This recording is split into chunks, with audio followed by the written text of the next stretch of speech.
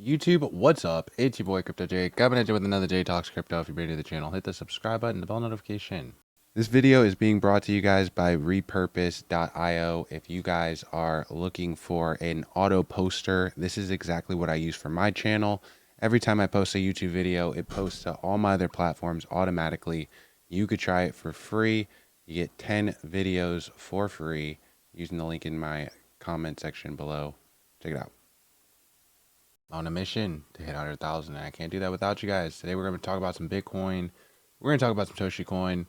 You guys could see the total market cap coming in at 3.3. The greed index looking pretty solid now, down at a 69. We needed to go a little bit more down, but I'm not too mad at this. We're talking about how the market was just so greedy, right? Just a little bit too greedy for me, in my opinion. But we want to know if this is going to be a little more similar to this, right? If we're going to see some more sell-off, right? Can we create a McDonald's M, right? That I'm not loving it M, like this one that formed this McDonald's arches and it dropped down, right? That would be not good. But actually it would be good because, again, our greed index is just way too high, in my opinion.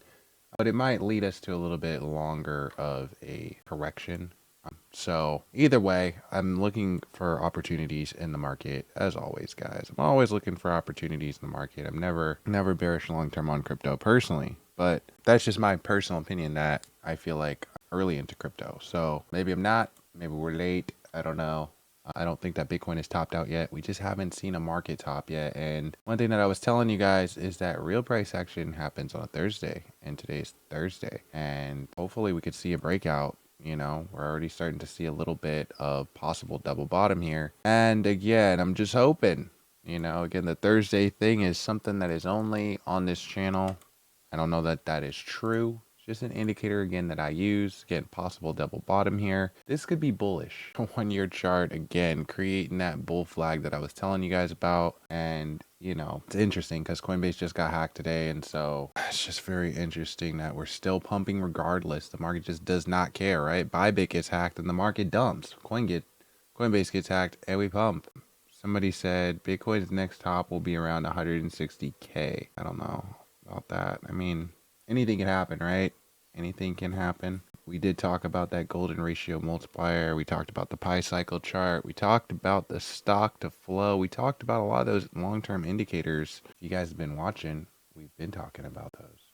But at the same time, just because those indicators show that we are, you know, not near a top yet, doesn't mean that's necessarily the case. Anything can always happen, right? Some people still thinking Bitcoin's target will be 100K. Interesting. We did talk about that 100K level, right? We said that there's a possibility of a 100K retest. But again, Thursday, right? Bull flag. Interesting. I don't want to see a rejection here. I want to see a breakout. Hard to say, right? Possible rising wedge here. We saw this rising wedge play out here. Yeah, the price just kind of goes like that, and then it just starts to lose volume.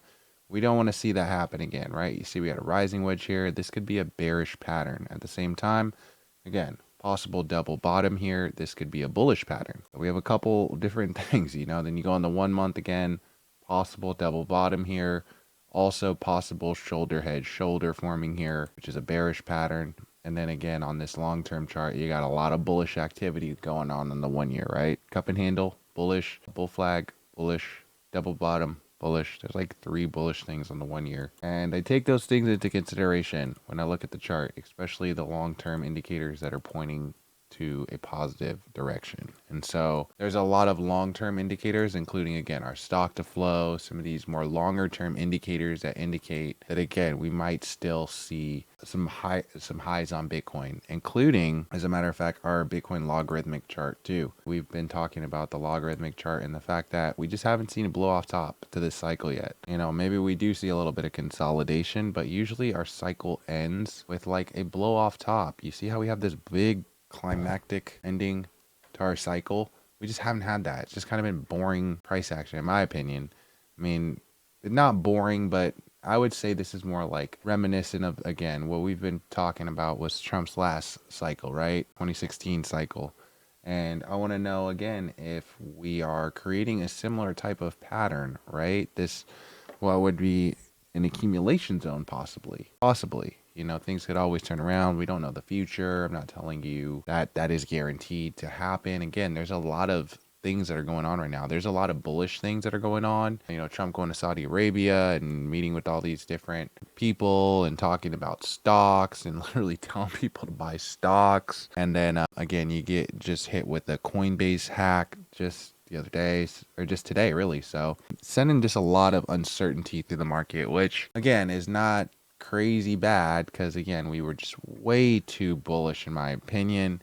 When everybody else is really greedy, I'm really fearful. When everybody else is really fearful, I'm really greedy. I try to be the opposite of the market sentiment. When people are just acting like this stuff goes on forever, that's usually when I'm like, okay, you know. But at the same time, guys, we could still be on our way to some new all-time highs with Bitcoin. And in my opinion, things are looking positive, guys. Things are looking positive. I'm not too concerned on the short term. Again, we did see decent break, but again, tomorrow's Friday, right? I would really like to see this thing pumping, and I just don't know that we're gonna do that. Already Thursday at like 9 o'clock right now. So we usually don't see a breakout on Friday. It's just not typical that we see a breakout on a Friday and then a bullish weekend, but it's possible. It's always possible, right? Anything's possible. It's just not normal that we see that. But then again, last weekend we saw a pump, so that's also not normal.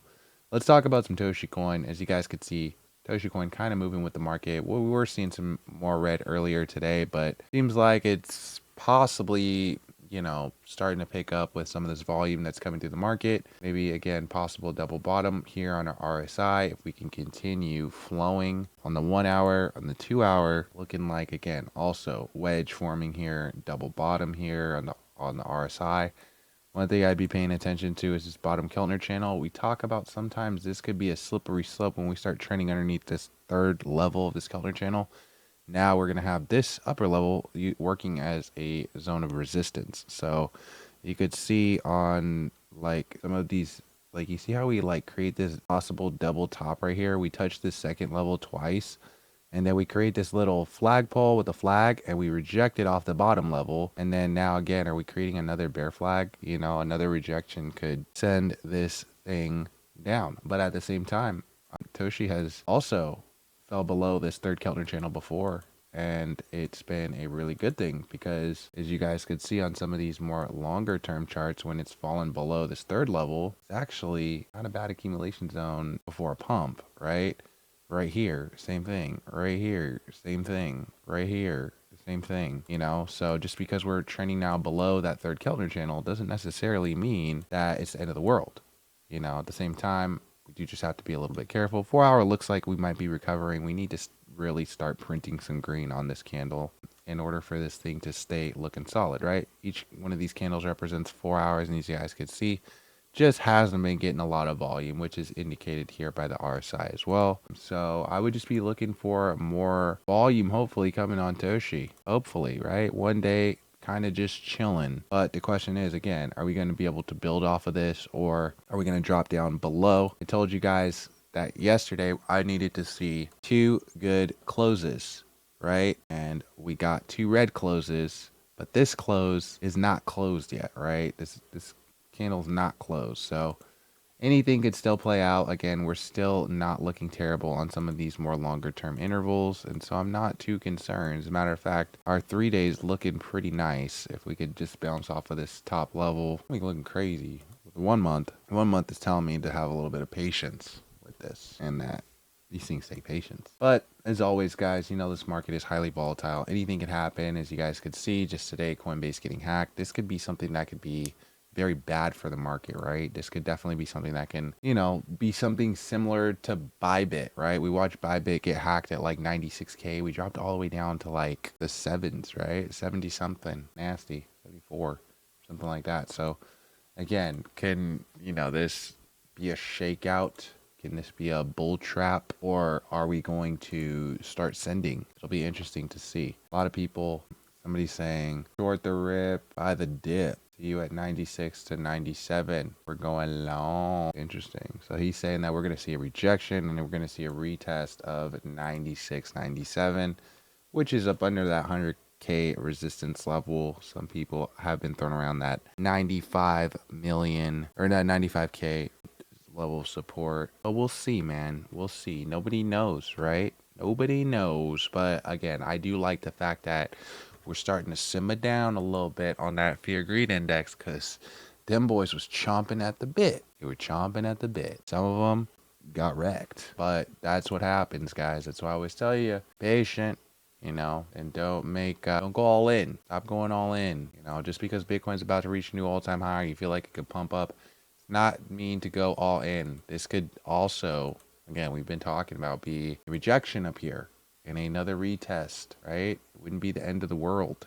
It wouldn't. If we drop down even to 100K, it wouldn't be the end of the world. As a matter of fact, I feel like it would be very healthy Bitcoin to see a correction.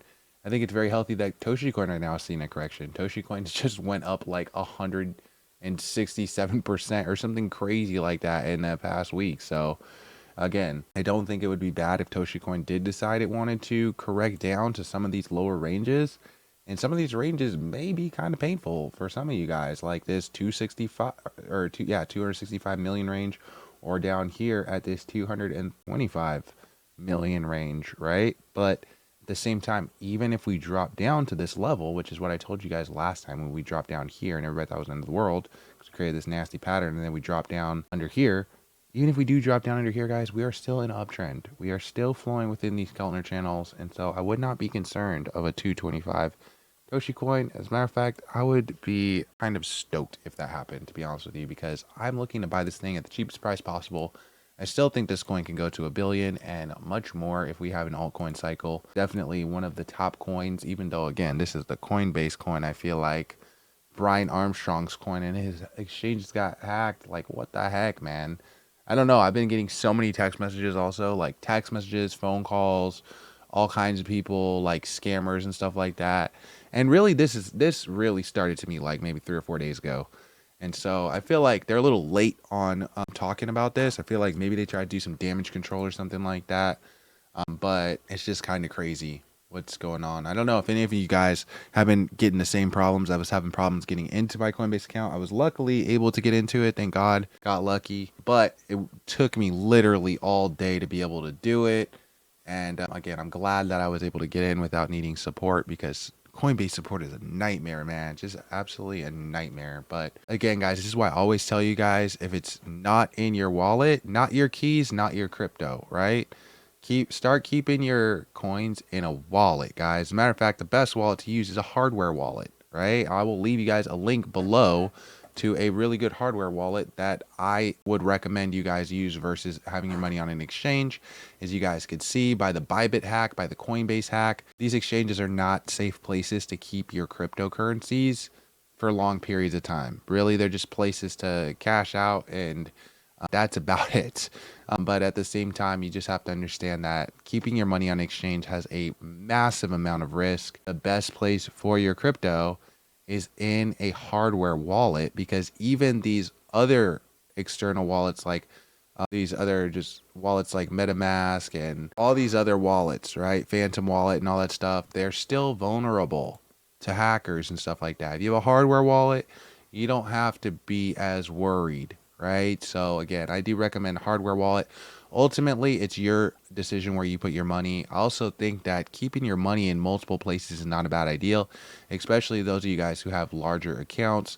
I don't think it's crazy to have a couple of different hardware wallets just in case one does get compromised, or have a couple of different wallets in general in case one wallet gets compromised. I am not a fan of keeping all your money on an exchange. I'm not a fan of keeping all your money on one wallet, because things happen, guys, and this space is dirty and it's nasty, and I don't want to see you guys get wrecked. And if you have a little money spread out in different places, then you might have a better chance of staying in this game and being able to play catch up if anything ever does happen to any of you guys' stuff. Hopefully nobody was compromised on the channel and lost any significant money or anything like that. I heard it was like $400 million that was compromised in the Coinbase hack, but hopefully, again, nobody was affected by that, because that's no good. And hopefully Coinbase gets it together. Hopefully it gets it together, and that they did not just screw up a good thing that we had going with this volume. But again, those are the things that I'm paying attention to, guys. This rising wedge, we got to start continuing up. This next couple hours is going to be very key for Bitcoin, in my opinion.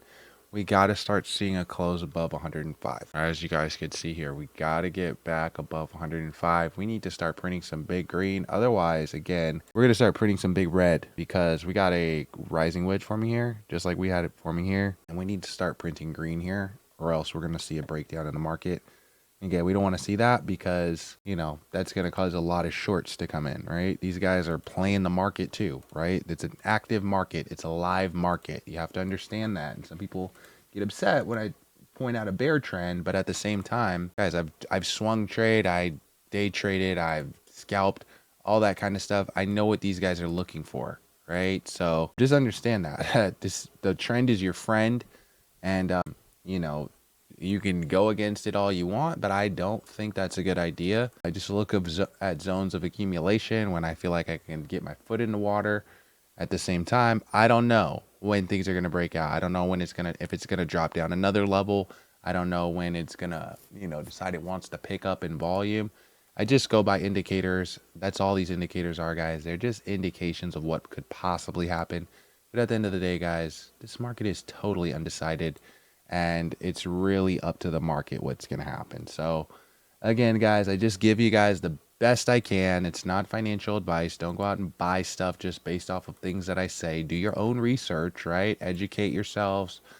And again, I'm going to leave you guys a link to my hardware wallet just in case you guys are looking at ways to better, more safely secure your cryptocurrency. Don't make the same mistake a lot of people made. Don't make the mistake that I've made. Even I got caught up and made that mistake, and that's because literally I bought just the other day, and I just never moved my funds off of Coinbase. And again, Coinbase gets hacked. It's just bad timing. So just be careful with that, guys, and just understand that, again, if your coins are not in your wallet, then they're not your coins. So pay attention to that. Be safe out here, and I'll catch you guys next video. Peace. This video is being brought to you guys by repurpose.io. If you guys are looking for an auto poster, this is exactly what I use for my channel. Every time I post a YouTube video, it posts to all my other platforms automatically. You could try it for free. You get 10 videos for free using the link in my comment section below. Check it out.